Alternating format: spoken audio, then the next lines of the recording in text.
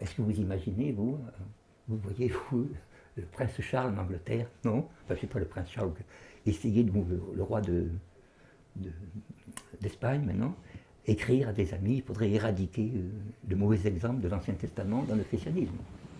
Voilà. Ça, et voyez, c'est ce que je dis, voyez, vous avez vu effectivement ce complot, mais voyez-vous, ce complot maçonnique, il ne peut exister que parce que il y a une jalousie dans l'homme. C'est-à-dire que la maçonnerie, elle est fabriquée par le désir de ceux qui veulent être maçons. Est-ce que vous voyez? C'est ce qu'on appelle dans Platon le mauvais désir qui donne une forme à l'informe. Voyez-vous? Il n'y a pas de doctrine maçonnique. Écoutez, c'est du bric-à-brac. C'est un habit d'arlequin. Maintenant, un jour, je disais à quelqu'un dans un restaurant indien, je donnais un cours à l'époque, dans le 9e arrondissement, je parlais de Platon. Bon, c'était normal, je sortais de faire mes cours, et puis je vois un garçon qui me serre la main comme ça. Je n'ai pas fait attention, je dis, et il me dit, vous n'avez pas vu que j'étais. Vous êtes maçon? Ah, il dit, non, je ne suis pas maçon, parce que, ah bon, parce que, comme je vous entendais parler de philo, je vous ai fait un signe, il m'a dit, très bien. Et je lui ai dit, il y a des maçons, c'est que vous travaillez. Ah, il dit, je travaille dans un. Je vais expliquer dans la maçonnoscopie. Je travaille, il dit, dans un théâtre qui était à côté du 9e, je ne le cite pas. Et il me dit, là-bas, tout le monde est maçon. Mais ceux qui ne suivent pas, il dit, alors, ils perdent leur travail. Et il y a une fille qui n'a pas suivi, et il dit, elle ne sait pas qu'elle ne trouvera jamais de travail. Alors ça, voyez-vous, pourquoi reste-t-il dans la maçonnerie? Alors qu'il n'y a pas de doctrine, c'est ridicule. Vous savez que tous les philosophes allemands, sauf Fichte, étaient contre la maçonnerie. Je dis tous, Fichte, par exemple, le grand patriote, a voulu former une maçonnerie à lui, on l'a viré en lui interdisant de rentrer dans quelque maçonnerie que ce soit. Vous voyez ce que je veux dire? Aucun philosophe allemand, et Weishaupt a été l'adversaire complet de Kant. Alors que l'abbé Baruel dit que c'est la même chose. Mais c'est un Français, c'est-à-dire qu'il est précipité. Les Français sont précipités dans leur jugement. Bon, je suis français aussi, mais disons que parfois, bon, j'ai quelques freins. Si et vous voyez, comment vous dire, je dois dire que la maçonnerie est, disons, dans les familles royales, en effet, elle trouve les familles royales, disons, des temps modernes. Parce que j'estime que les familles royales sont effectivement surtout les familles des temps modernes. Je ne crois pas à l'antiquité des familles royales. Vous voyez, bon, ça c'est dans le récentisme, on le dit. Je crois que l'antiquité, les fausses antiquités sont justement des œuvres, disons, d'inspiration analogue à la maçonnerie. C'est comme des gens qui essaient de se créer des parents, des faux papiers, voyez-vous, pour pouvoir justifier de titres, voyez-vous. Mais qu'est-ce qu'ils font en Israël? Ils font de faux papiers, non?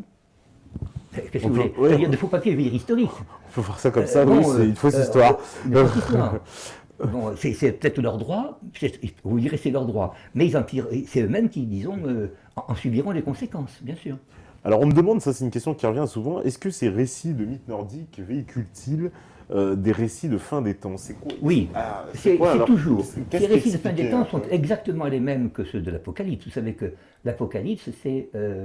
bon, le mot signifie la révélation, le dévoilement, le dévoilement, mais ce qu'il y a de plus fort enfin, ce qu'il y a de plus fort, ce qu'il y a d'essentiel, disons, je dirais de pur et d'ingénu dans le mythe nordique, c'est que cette destruction du monde n'est pas présentée comme un malheur du monde, voyez-vous ce que je veux dire, mais comme une manière justement de supprimer la douleur qui est dans le monde.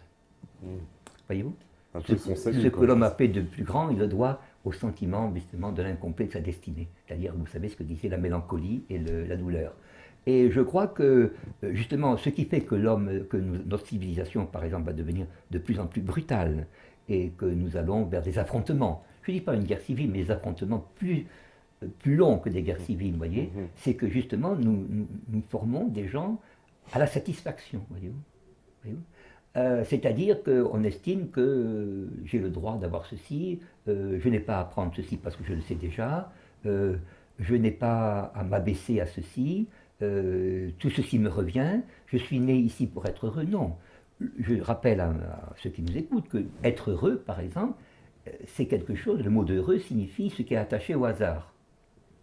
Malheureux, c'est celui qui a un hasard mauvais, et bienheureux, celui qui a un hasard qui est bon. Et la béatitude, au contraire, vous ne la trouvez que dans le fait de sortir d'un monde hasardeux. Vous voyez, vous passez à une autre étape. Alors vous avez, si vous êtes, ça, les astrologues vous direz, si vous avez Mars dans votre thème, évidemment, bon, évidemment, vous allez sortir, c'est ce que Platon appelle par le courage. La guerre va être pour vous la porte de sortie. D'accord. La guerre, c'est-à-dire c'est par l'amour. par l'amour, c'est par l'amour, c'est par le dévouement, c'est par le, vous voyez, c'est une influence. Parce que nous sommes là pour, écoutez, je me rappelle, j'étais allé enterrer mon Dieu, le pauvre Jean Val, un philosophe connu, Jean Val, au cimetière du Père-Lachaise, et il y avait un homme qui était un peu superficiel, mais qui à l'époque était bien formé, qui était Yankelevitch. Avec la société de philo, on s'était perdu. Hein. J'accompagnais la société de philo, on ne savait pas où était la porte du cimetière, vous voyez. Alors il y avait un qui dit le cimetière, c'est fait pour en sortir. Oui, c'est fait pour en sortir si l'on veut. Et le monde est pareil, c'est-à-dire qu'on sort. Mais le culte des morts, par exemple, contre lequel est Daesh, le culte des morts, c'est justement l'idée que notre vie se continue dans l'au-delà. Voyez-vous? C'est-à-dire c'est que Leibniz le dit dans le principe de continuité. Voyez-vous, vous ne pouvez faire de la géométrie que si vous avez le principe de continuité. Bien sûr. Et alors ceci, c'est une... Pardon. Vous avez... Je conseille, disons, de lire un auditeur des textes français. Hein.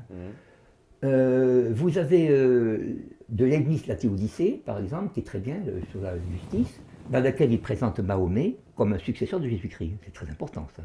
Il y a Moïse, qui ne pouvait pas enseigner l'immortalité de l'âme parce que ceux à qui il parlait étaient un peu durs, voyez. Vous avez Jésus-Christ qui donne l'attitude, qui donne l'enseignement des philosophes, qui en fait un dogme public, et Mahomet qui continue, disons, l'œuvre du christianisme en la répandant là où les chrétiens ne peuvent pas aller. Ça, c'est marqué quand même au XVIIe siècle. Vous ne trouvez personne au XIXe ou au XXe le disant, non? Nous sommes, je crois que, me semble-t-il, c'est 1705 par là, à peu près, le Théodicée. Mais vous imaginez. Vous avez des critiques contre les Turcs de la part de Leibniz, c'est vrai, mais même ces Allemands, ces hommes du Nord, ont été, même Luther, j'ai lu ceci dans Luther, hein, il dit, on parle du Coran, oui c'est vrai, on en parle, mais est-ce qu'on l'a vraiment lu? C'est ça l'homme du Nord, est-ce que vous voyez? C'est le scrupule. Ouais. Le scrupule parce qu'il est réfléchi, pas réfléchi, il est silencieux, si je puis dire, il est calme. Un peu comme Nietzsche dans Parle de la bien et mal, qui prend la défense de l'homme tropical contre l'homme occidental, qui, comme on dit, qui arrondit ses désirs. Quoi, vous voyez, voilà, c'est ça, oui. Mais écoutez, j'avais un texte du Cameroun à la maison, un texte allemand qui parlait du Cameroun, Wenn die Deutschen kommen wieder. Quand est-ce que les Allemands reviennent? C'était en 1919-25. Quand est-ce qu'ils reviennent?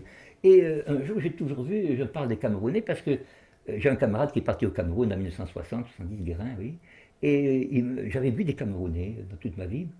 Moi, je n'étais pas allé en Afrique noire parce que mon camarade était revenu avec le paludisme. J'avais la peur du paludisme. Vous voyez, les jambes paralysées. Et j'ai toujours trouvé une attirance des Camerounais pour l'Allemagne. Ils se sont bien reçus. Et une fille me disait un jour, quand je vais en Allemagne, on s'intéresse à ce que je fais. On me demande comment faites-vous chez vous. On est curieux. Et on est curieux de quelque chose qu'on ne connaît pas. Est-ce que vous voyez?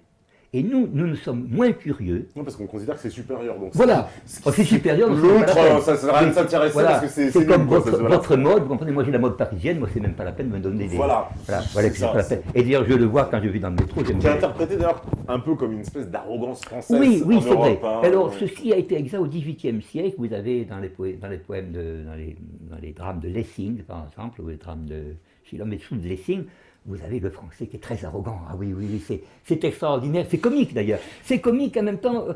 On ne voudrait pas qu'il le soit, parce qu'on pense qu'il peut dire des choses, mais qu'a-t-il encore à faire ce cinéma, à faire cette sorte de coq, voyez-vous, qui est... Ceci dit, disons, il y a une polémique entre Leibniz, dont nous parlons, et le professeur de Voltaire, qui était le père Tournemine. Voltaire faisait un jeu de mots en disant il croit à tout ce qu'il imagine, le père Tournemine. Enfin bon, c'était des propos d'écolier. Hein. Mais Leibniz dit que les Français viennent de Germanie, ce sont des peuples. Vous savez que le mot de français a été disputé au XVIIIe et XIXe. J'avais à la maison un livre que j'ai vendu maintenant, un livre du marquis de Prade au XVIIIe et du XVIIIe, qui faisait venir le mot de français de free, et les anses, ce qu'on appelle les demi-dieux, les héros, les anses. Les A-N-S-E-S, qu'on trouve dans les Eddas. Et moi, je le fais venir, disons, pas moi, mais avec d'autres personnes, et Leibniz serait de ce point de vue, du mot de from, qui signifie deux, que vous avez en vieil allemand, en prison, et en prison, en bas allemand et en anglais, from à partir d'eux, et Khan, puisque vous avez le mot de Franconie, vous savez la Franconie près de...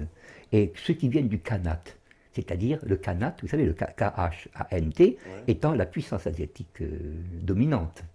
Vous avez le mot de Khan, vous connaissez le mot de Khan. Oui, Khan, c'est le Khan, chef, le chez chef, les Mongols. chez les Mongols, voilà. Et alors, justement, dans le ressentisme russe, si vous voulez que je parle du ressenti, vous avez le mot de Khan, du Khanat, qui est très très important, qui désigne une autorité, mais une autorité, enfin, les Russes prennent l'exemple de Gengis Khan, par exemple, voyez-vous. Vous savez qu'ils font de Gengis Khan en religion. Qu'est-ce que, d'après vous, les Russes actuels, enfin les Russes du Fomenko, mais il n'y a pas que les Russes, il y avait, comment ça s'appelle, Grousset en France, l'avait fait entrer de guerre, on le sait ceci, vous savez que Gengis Khan était entouré de chrétiens. On ne le sait pas, ça. Non, non. Et justement, les Russes, actuellement, disons que c'est lui qui a donné le modèle de Saint-Georges. Bon, enfin, ça, je laisse le faire aux Russes, aux moscovites, de dire. Mais oui, oui, c'est une des raisons pour lesquelles, d'ailleurs, dans l'imagerie qu'on a des rois de France, de ce Saint-Louis, par exemple, vous voyez, je ne fais pas de critique, hein. Non, pas de critique, j'aime bien Tunis, mais j'aime pas de critique. Vous avez cette fameuse ambassade, voyez-vous, auprès des Mongols.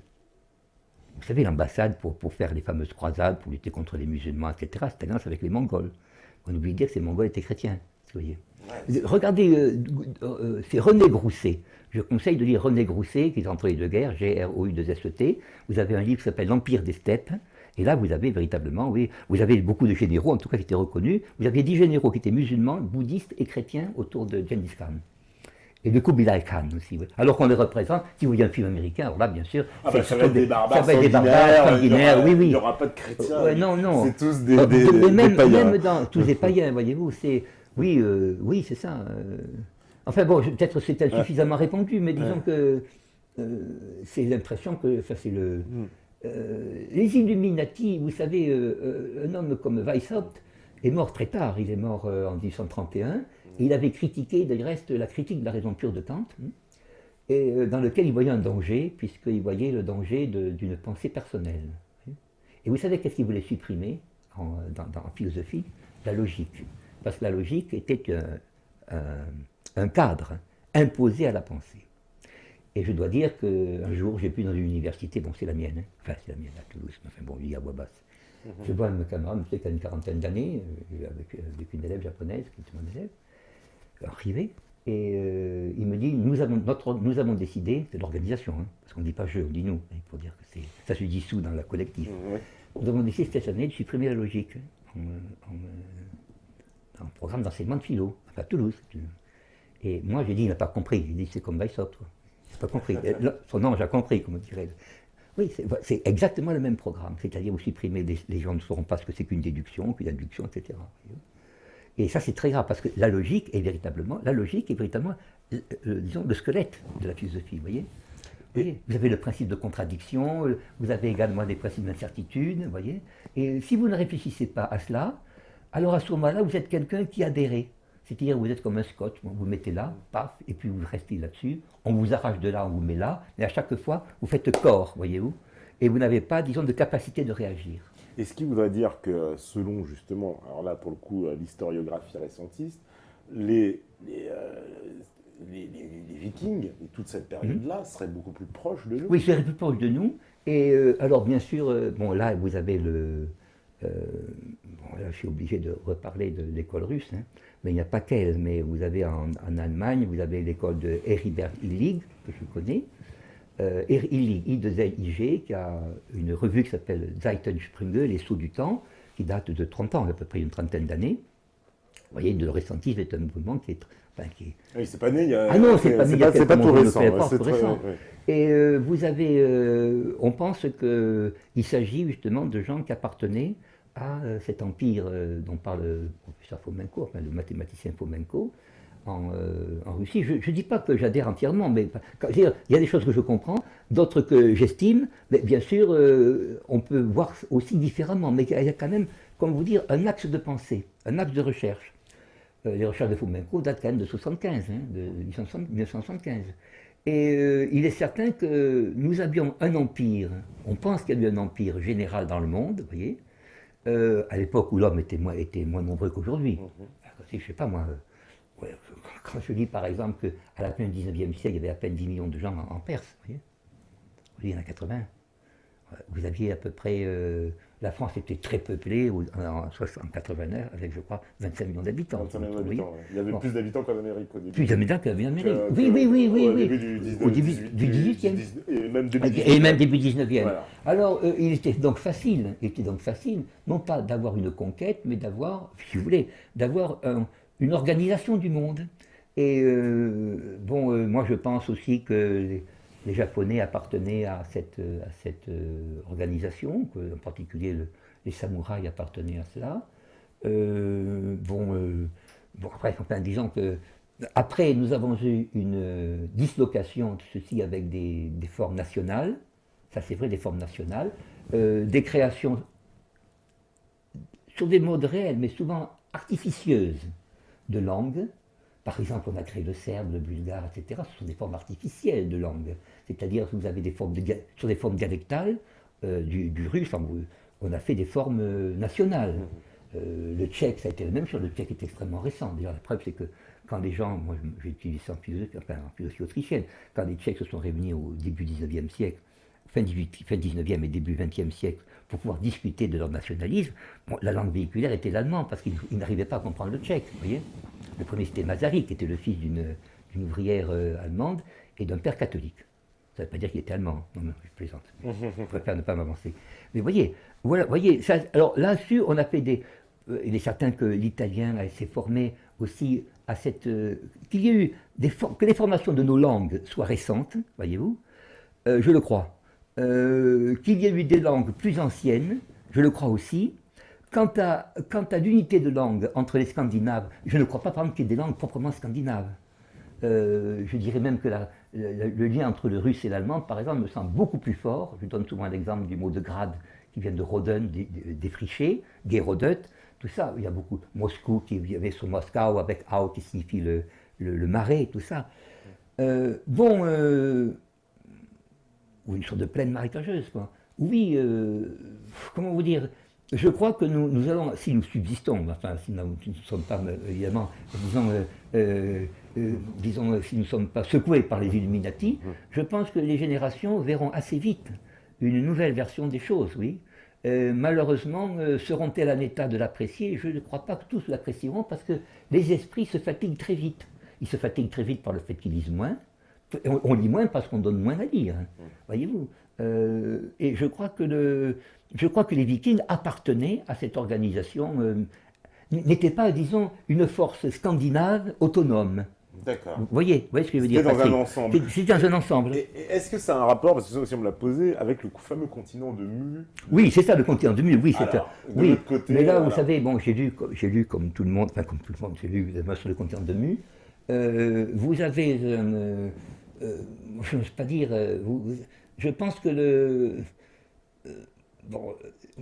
je vais reprendre un mot que l'on connaît, puisqu'on a parlé, le mot de l'Atlantide. Oui. Vous avez dans le mot Atlante, vous avez At et Land.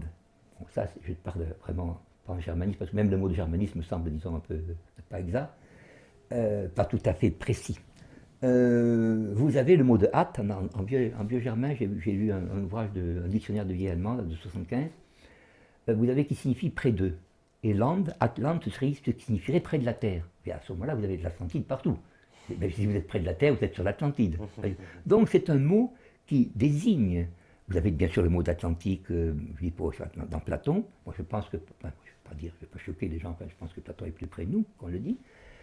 Mais je crois que ces disparitions de continents font appel à des phénomènes, à des souvenirs, plus qu'à des événements vécus récemment.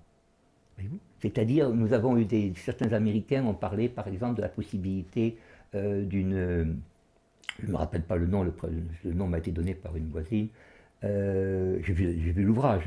On parle d'une explosion de la croûte terrestre, etc., d'une sorte de densité qui a fait qu'il y a eu, disons, un soulèvement de la Terre par des eaux intérieures, vous voyez.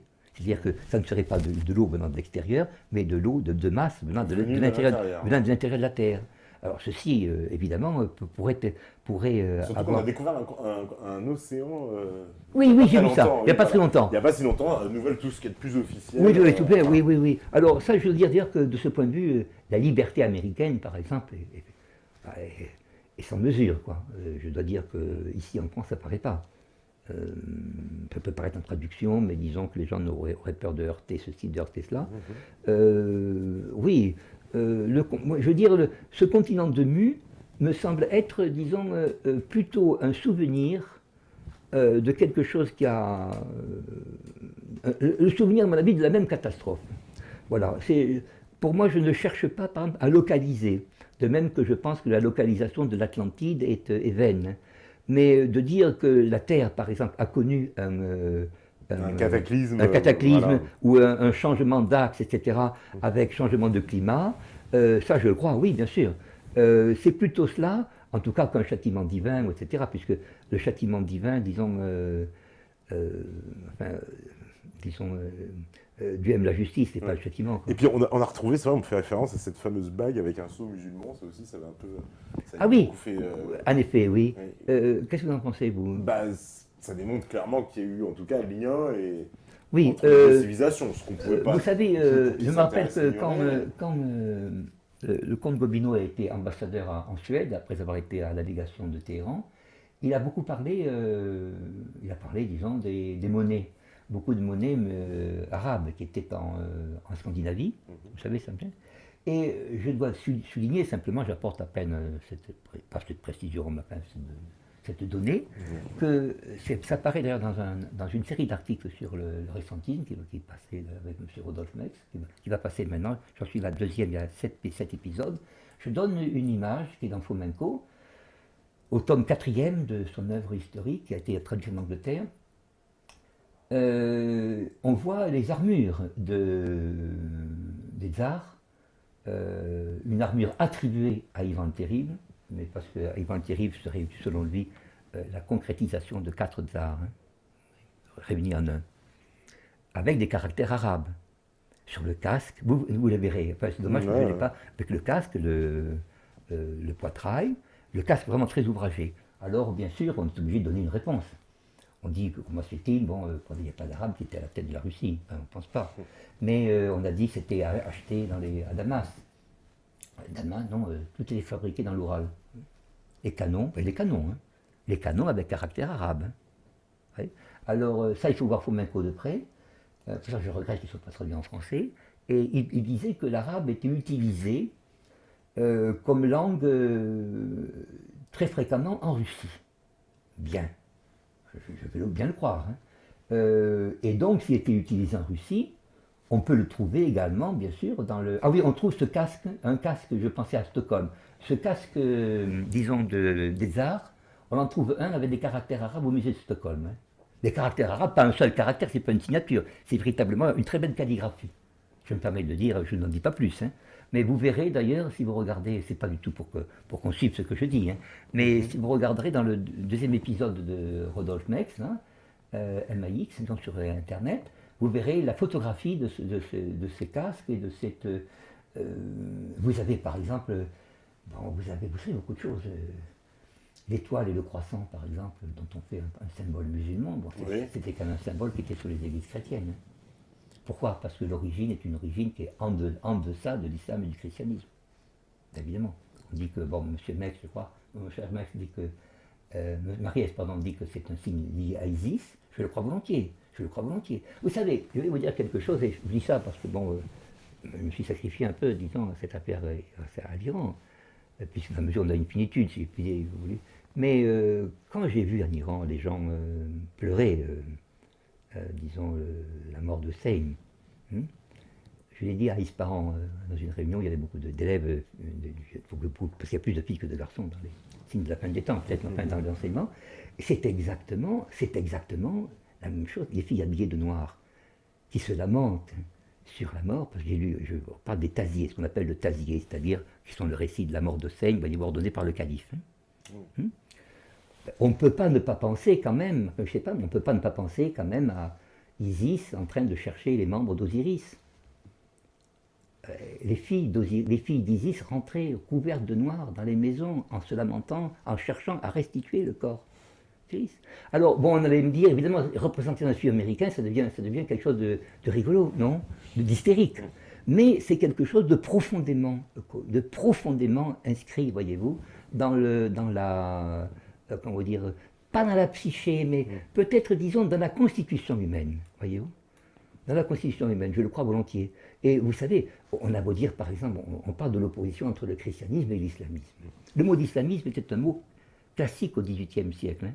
Mais ce n'est pas un mot péjoratif. Hein. Oui. Ah, je le dis bien. Oui. Il avait son sens. Il avait son sens. Personne qui adhère aux idées de l'islam. Voilà. Point, quoi. Et vous avez quand même, on dit, bien sûr dans le Coran, on dit le Christ n'est pas mort, Jésus n'est pas mort, on a mis quelqu'un à sa place, Judas, etc., qui lui ressemblait très bien, voilà, parce que, oui, j'admets cela. Mais quand on voit la mort de Hussein, et que Mahomet, on fait dire à Mahomet dans la tradition sacrée que Hussein est de moi, puisque je suis le grand-père, et moi je suis de Hussein. Vous voyez, Hussein vient de moi, mais moi aussi je suis de lui. C'est-à-dire que c'est son sacrifice qui donne un sens à ce que je dis. Voyez-vous ? Et c'est une passion. Bien, si vous voulez, on jette la passion par la porte et rentre par la fenêtre. Ça me permet de dire ça, non ? Voyez ? Et parce que je crois que d'ailleurs, on a tort de parler de différence de secte entre sunnites et chiites. Disons que, comme dans un orchestre, ça forme une symphonie, si vous voulez. Vous ne pouvez pas être entièrement... dans l'orchestre, vous ne pouvez pas être entièrement derrière les cordes, entièrement derrière les cuivres, si vous voulez. Voyez ? Mais vous avez... Le propre de l'orchestre n'est pas de plaire au public, c'est de former une unité. Voyez ? Donner au public la notion d'unité, à travers un chaos apparent. Voyez ? Et je crois qu'il y a véritablement un orchestre du monde. Ça, c'est un Allemand qui s'appelle von Uexküll, qui a dit... il dit que la nature ressemble à une main invisible sur un piano, vous voyez. Mais je pense que, vous voyez, aujourd'hui, nous sommes amenés à diviser le monde, beaucoup, à opposer. Et on oppose pour détruire, c'est-à-dire pour neutraliser. Et parce que ce qui nous manque pour échapper à cette attaque, c'est justement une énergie intérieure. Je pense que l'idéal nordique a été un modèle d'énergie. Et je crois que si le nordisme s'exprime beaucoup par des mythes, par, disons, une certaine imprécision, par une certaine, imprécision que n'aimaient pas les classiques comme Maurras, bien sûr, une imprécision, l'imprécision est dans la vie elle-même. Écoutez, est-ce qu'on est vraiment sûr d'être, de nous connaître? Sommes-nous sûrs de nous connaître nous-mêmes? Sommes-nous sûrs véritablement de connaître le fond de gens qui vivent avec nous, même dans l'intimité? Non.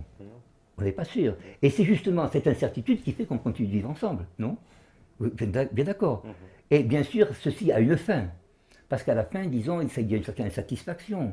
Et je crois que, je reviens à l'idée des mythes, et du mythe initial nordique, cette idée justement de la fin du monde et de la résurrection du monde est très importante. Vous avez en allemand, les auditeurs le savent surtout, les germanistes, vous avez 3 auxiliaires dans la langue allemande. Vous avez comme nous, être et avoir, et vous avez devenir, qui est un 3e auxiliaire. Pensez avec 3 auxiliaires. Bon, je dis ça à mes élèves, évidemment. Si vous avez dans la capacité d'exprimer le devenir, évidemment, vous avez ce devenir qu'on appelle werden, est apparenté au mot de word en anglais, wort, c'est-à-dire le mot. Et d'ailleurs, dans le terme de mot, vous avez le terme de mouvement en français, motus en grec, en latin. C'est un mouvement. Donc le mot, c'est le mouvement de la pensée. Ça veut dire quand vous dites un mot, vous faiت passer, vous donnez une direction à la pensée. Alors madame, je crois qu'il y avait un auteur, bon, je ne citerai pas, je ne sais pas son nom parce qu'il a été ministre en 1942 de l'Éducation nationale, il y a Mourad Masri, c'était Bonnard. Il avait dit, l'homme du Midi aime tourner les phrases, l'homme du Nord remplit les mots. Voyez. Et bon, le pauvre homme, il avait ses défauts, bien sûr. Il a été gracié par De Gaulle en 1961. Bon, il avait des mœurs qui le feraient estimer aujourd'hui. Mais, disons, c'est remplir les mots, oui. Il y a un mot en allemand pour dire faire son devoir, on dit remplir son devoir. C'est-à-dire que le devoir a une limite, si vous voulez. On remplit quelque chose qui nous est assigné. Une fois que c'est assigné, nous n'avons plus lieu d'être là. Est-ce que vous voyez? Nous sommes ailleurs. Est-ce que vous voyez? Être ailleurs, c'est ça le devenir. Vous comprenez? Alors, il y avait cette idée nordique que l'homme, le guerrier, par exemple, continuait de combattre. Vous voyez-vous. Oui, voilà, même Voilà. après la mort. Par rapport, vous savez que vous connaissez le Valhalla, etc., Le qui est la, Valhalla, qui est la- tout à qui est le- fait. qui est la hâte du choix. Val signifie le choix. C'est là où les femmes, disons, où les déesses, disons, choisissent l'âme du meilleur guerrier. Vous voyez. Et je crois que ça, c'est une idée qui a été popularisée par Wagner. Je dois dire que, je me rappelle, j'étais à Téhéran, tiens, oui, je me terminerai là-dessus, et je rentre dans un taxi. Alors j'étais content, mais je me suis dit, quelque chose qui te manque ici. J'aime bien Téhéran, vous savez. Et puis, mais Beethoven, bon, je me suis dit, bon, c'est ça qui te manque. Beethoven. C'est-à-dire, comment vous dire, une force intérieure. Une force intérieure. Ça, c'est une chose qui est qui est immortelle, si vous voulez. Je ne sais pas comment vous dire. Je crois que, en fait, le mythe nordique, c'est en réalité, disons, c'est l'origine, c'est le modèle, le premier modèle de ce que nous appelons une mythologie. Voilà. D'accord. Voilà, c'est ce que je vais vous dire. Et placé Voyez. sur ça, qu'on va retrouver les points communs avec les autres. Voilà, mythologies, exactement. Jusque dans les religions les plus Jusqu'à la officielles. région, oui, voilà, exactement. C'est là qu'on trouve le point commun. Et c'est étonnant que les Allemands, en réfléchissant sur eux-mêmes, voyez-vous, aient en réalité donné une clé de compréhension au monde. Voyez-vous. Voyez, ça c'est très important. Il parle dans le mot de monde, disait Leibniz, en allemand c'est Welt. Pourquoi c'est Welt? Il disait il y a le mot de will, en anglais will, qu'on appelle la rue, la roue. C'est la roue en anglais. C'est la roue. Et alors vous avez la roue du monde, oui. Alors, C'est la volonté aussi. Mais c'est la volonté. C'est la volonté de des oiseaux anglais. De ville, oui, de ville, la volonté. Oui, ouais.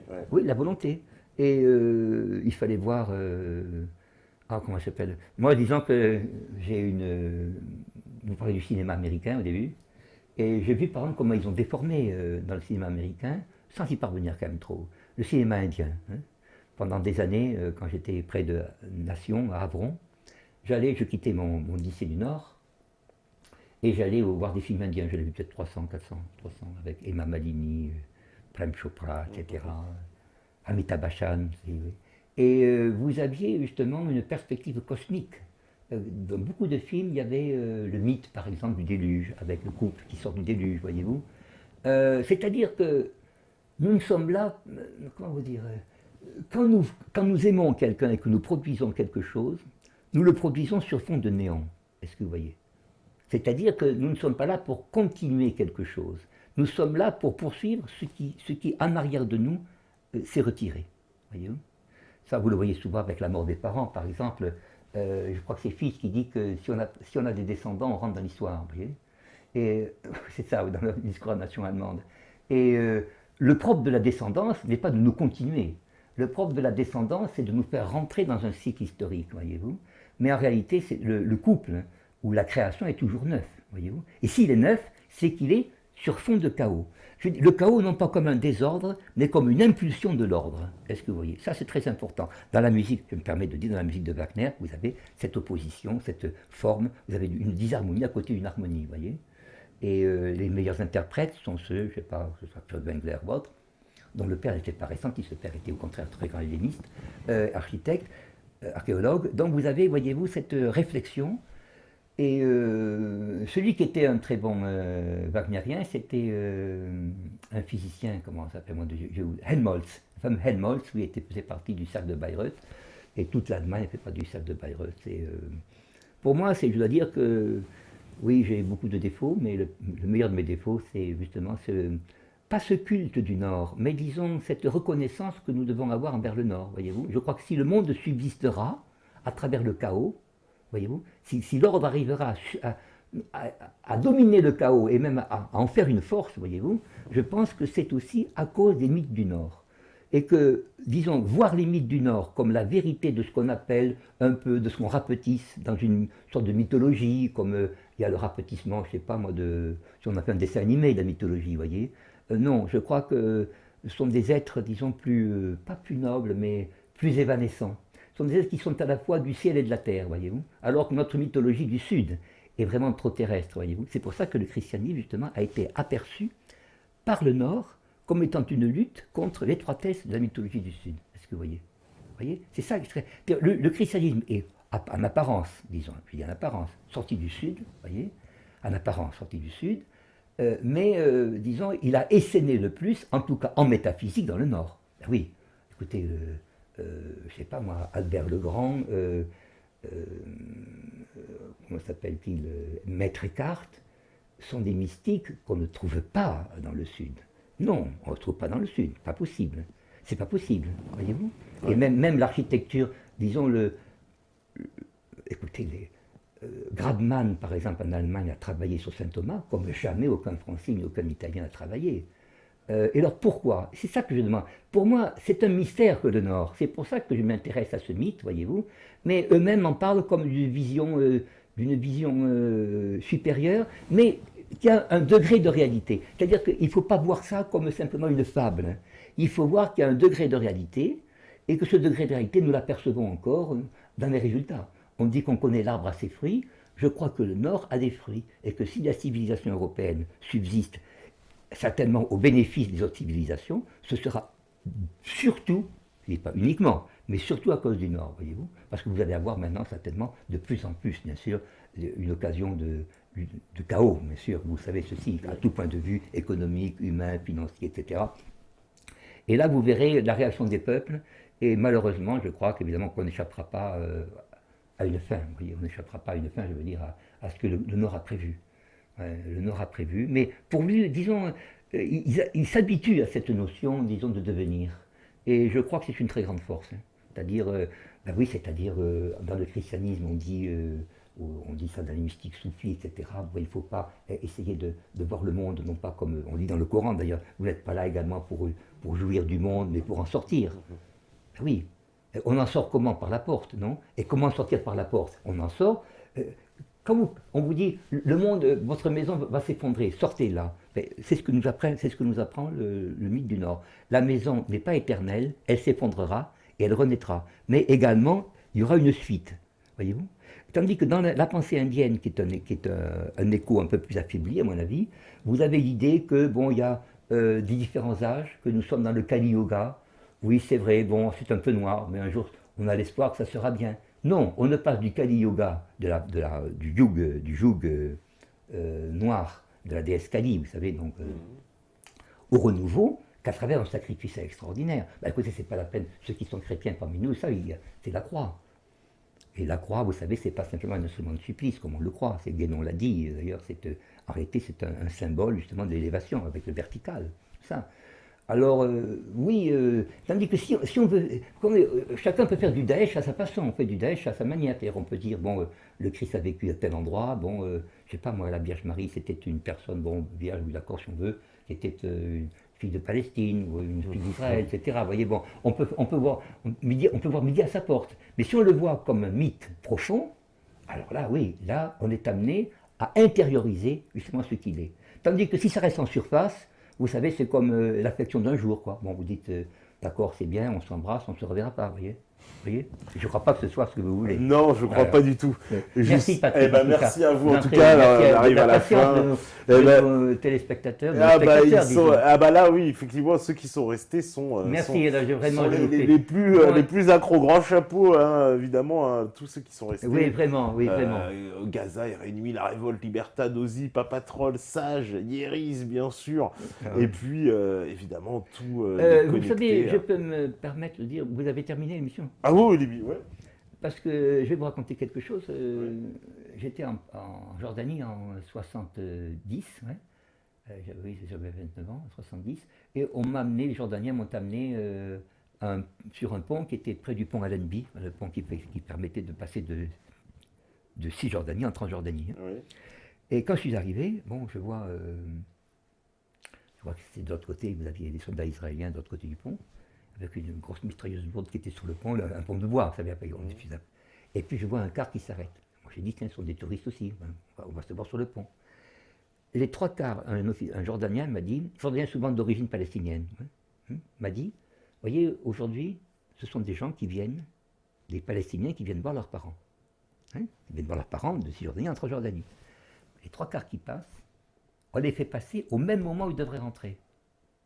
C'est-à-dire que si on les ramène de l'autre côté, on va présenter au gars de l'ONU, vous voyez le gars de l'ONU, c'est un Norvégien. Vous voyez, ils ont une permission que de telle heure. On les faisait passer après la date fatidique, est-ce que vous voyez. Alors, pas tous, mais il m'a dit cette fois-ci, il y en a à peu près, il m'a dit 4 sur 7. 4 sur 10. Et c'est une façon quoi de pouvoir Eh ben, empêcher l'accès au territoire? une personne de virer malgré soi. Et j'ai attendu ça, j'ai connu ça en 70. Et puis pendant la guerre d'Irak, donc vous voyez, c'était la première guerre de 97, hein, pas 2000, la première guerre, pas la deuxième, oui, le la 91. première. Et bien, eh bien, j'ai vu un reportage également sur la traversée, ça a continué. Je veux dire, c'est quand même odieux de penser que ça se passe, mais que ça ne soit pas dénoncé. Est-ce que vous voyez? Moi, je l'ai vu, bon, je l'ai écrit, et quand j'ai écrit cela, on m'a dit, ah ben non, il y a cet ombre noire, c'est passé, vous avez passé, bon, d'accord. Mais quelle responsabilité de gens qui auraient pu expliquer cela? On ne demande pas de hurler, on ne demande pas de gesticuler. On dit, voilà ce qui se passe, bon, on expulse des gens malgré eux. Je vois toujours un pope grec avec, vous savez, le calot grec, avec une poussette, et sa femme qui était à côté. Et cela, il m'a dit, ils ne reviendront pas, m'a dit l'officier. Ils sont expulsés malgré eux. Ils vont voir des parents, mais ils ne rentreront jamais. Ils ne savent pas qu'ils ne rentreront pas. Donc c'est une façon de s'en débarrasser. Voyez, Quoi. on s'est débarrassé comme ça. Ouais. Voilà. C'est tout, écoutez maintenant. Eh ben, en tout Merci cas, bien, merci merci Pierre, Patrick. merci. J'espère merci. que ça vous a plu, non? Ah bah c'est génial, C'est je vrai, pense vraiment, que... je parle. Ah bah il y en a plein, ils voudraient continuer jusqu'à 3h du mat, ils s'arrêtent plus, là on est presque 1 heure. Hein, ils sont c'est près gourmands. Ouais bah oui, c'est... Voilà, on me dit c'est durable, oui, c'est durable, vous en avez toujours durable. Bon, bah, en tout cas, merci. Bon, merci bien, écoutez, Eh ben, je vous remercie Pierre. Patrick. Écoutez, vous avez été content de Toulouse alors? Très content, Ah oui, très bien. très content. Mais si vous voulez quelque chose, je ne m'impose pas, mais si vous voulez me demander quelque chose sur un sujet un jour, je ne sais pas, mais... Eh ben on fera une C'est pas émission du sur tout, Ressentis parce que ça c'est unanime, il y a tout le monde qui va en Ah parler. oui, Ah, parce bah qu'à ce alors moment-là, là, je tout le l'étudierai monde veut fort en bien. parler. Je l'étudierai très bien, et si vous voulez, dans quelques temps, oui, enfin, enfin, oui, parce qu'il y a des choses que je sais, d'autres que j'ignore, mais il y a quand même des choses que je sais un peu quand même. Eh ben on leur promet une émission sur Ressentis parce Ah oui, que c'est un parce que sujet qui vous fait grand savez, débat. qui fait grand débat, Et on serait content de pouvoir. Vous avez vu ce qu'a fait Mariès, non? Oui, tout à fait. C'était pas mal quand même, non? Il s'est bien débrouillé. Vous trouvez que c'est un peu... J'ai Un peu trouvé sec. je trouve que ça manquait de clarté dans son Oui, c'est ça, explication. c'est ça. Oui, parce que peut-être qu'il n'était pas sûr de... Je ne sais pas comment expliquer. Je le suivais bien sûr sur le... mais disons qu'il a quand même... Bah, on sent bon, voilà, il parle de choses intéressantes, mais moi je trouve que ça manquait de clarté alors dans la vidéo. Ah Bon, oui. voilà. Autrement, vous auriez voulu en parler. Eh ben, je pense qu'on en Écoutez, bon, reparlera. le mythe nordique, bon, c'est... Bon, écoutez, non, c'était bien, je trouve que... Mais non, mais c'est très Parce que bien. c'était un sujet, je veux dire, le sujet... On refera une émission et on en Alors, reparlera. je vais partir au mois de mai en Iran. Ouais. Oui, et puis je reviendrai ici, bon, en juin, juillet, etc. Je suis vous me téléphonez toujours au même endroit, bien sûr. Ouais. J'ai quitté Toulouse pour Muret, mais j'ai toujours conservé, je suis, comment on appelle, usufruitier d'un logement, d'un appartement de 40 mètres carrés, enfin une sorte de studio à Toulouse, ce qui fait que j'y resterai, vous voyez. Eh ben, on Donc, prévoit, vous voyez, on si vous prévoit ça. voulez... Eh ben, en tout cas, merci à vous. Et vraiment, vous m'avez fait... On se retrouve demain. Si vous écoutez ce message, c'est forcément que vous êtes la résistance. Ciao, ciao, ciao. Merci.